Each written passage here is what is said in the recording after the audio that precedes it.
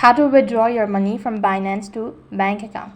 Hi everyone, in this tutorial I'll be showing you the ways to withdraw money from your Binance to bank account. So in order to do this procedure, you just have to follow the steps. First thing, go and log in into your Binance account. When you're logged in, that is going to take you to the home page, and this is how it's going to look like. First, go and select the cryptocurrency. Let's go with the BNB or Binance, same thing. And on the other page, you need to go ahead and select the fiat currency. It could either be USD, EUR, or GBP.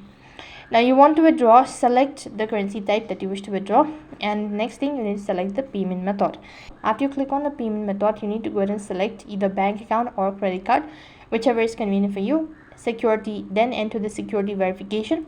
Wait for the transaction to be complete or just confirm the transaction, and you could go ahead and check your balance into your bank account, and you'll have successfully withdrawn money from Binance to bank account. That is all for this video. I hope the video was helpful. Make sure to like, share and subscribe to our channel.